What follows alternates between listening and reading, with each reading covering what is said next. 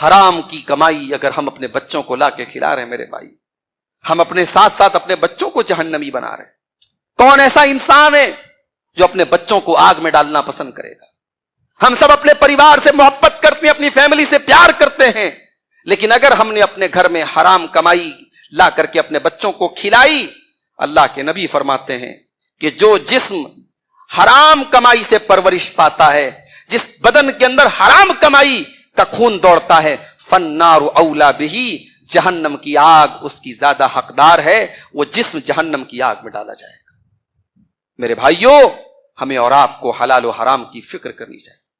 اب آئیے چند ایسی مشہور صورتیں حرام کمائی کی جو ہماری سوسائٹی میں رائج ہیں، ذرا ہم ان کے اوپر روشنی ڈالتے ہیں کہ حرام کمائی کی کون کون سی صورتیں آج ہمارے یہاں بہت زیادہ رائج اور چل رہی ہیں۔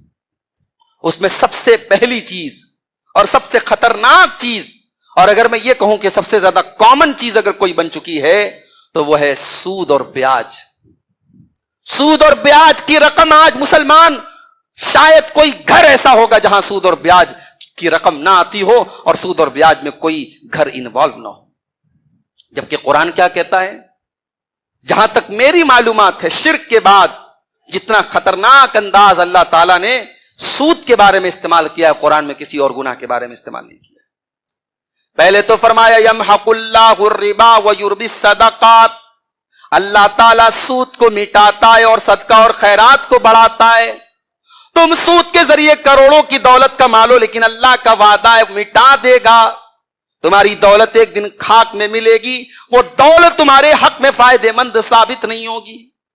جس کمائی کے اندر سود شامل ہو وہ کمائی کو اللہ تعالیٰ مٹا دیتا ہے، یہ اللہ کا وعدہ ہے۔ اور اسی سورہ بقرہ میں اللہ نے فرمایا یا ایھا الذین آمنوا اتقوا اللہ وذروا ما بقی من الربا ان کنتم مؤمنین، اے ایمان والو اللہ سے ڈرو اور سود کا لین دین بند کر دو۔ اب تک تم نے جتنا سود لے لیا، اب آج کے بعد تم کوئی سود کا لین دین نہ کرنا۔ فَإِن لَّمْ تَفْعَلُوا فَأَذَنُوا بِحَرْبٍ مِّنَ اللَّهِ وَرَسُولِهِ، اور اگر تم اس کے لیے تیار نہیں ہو تو اللہ سے اور اس کے رسول سے جنگ کرنے کے لیے تیار ہو جاؤ۔ کس کی مجال ہے، کس کی ہمت ہے اللہ سے جنگ کرے گا، رسول سے جنگ کرے گا؟ سود کھانے والا اور بیاج کھانے والا اللہ سے جنگ کرتا ہے، رسول سے جنگ کرتا ہے۔ اتنا بڑا یہ گناہ ہے۔ مسند احمد کی ایک حدیث میں اللہ کے نبی نے فرمایا کہ سود کا ایک لقمہ کھانا 36 مرتبہ زنا کرنے کے برابر ہے۔ اتنا بڑا یہ گناہ ہے۔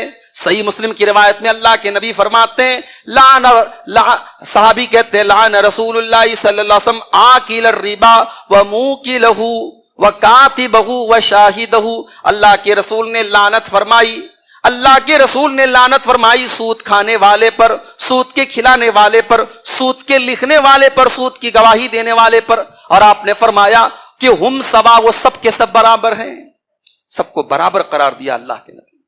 اتنا بڑا گناہ ہے، آج دھڑلے سے مسلمان سود کھاتا ہے۔ کتنے لوگ ہیں جن کو اللہ نے دولت دی ہے، دوسروں کو ادھار دیتے ہیں، سود پر ادھار دیتے ہیں، کہہ رہے صاحب میری دولت ہے، میں ایسے کیسے کسی کو دے دوں؟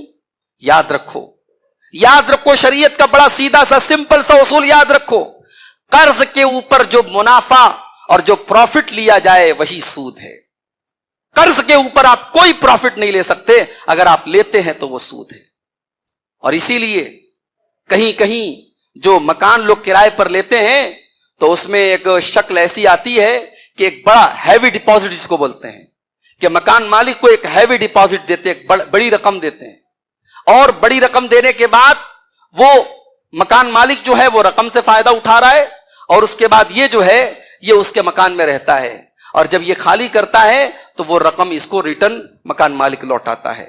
یہ شکل صحیح نہیں ہے۔ اس میں بھی ایک طریقے سے آپ نے ادھار دیا اس کو 5 لاکھ 10 لاکھ، اور اس ادھار پر آپ نے پروفٹ یہ لیا کہ آپ اس کے مکان میں بغیر کرایہ دیے رہ رہے تھے۔ تو کرایہ نہ دینا اور ہیوی ڈپازٹ دے کر کے مکان میں رہنا، یہ بھی سود کی ایک شکل ہے جو ہمارے یہاں بہت عام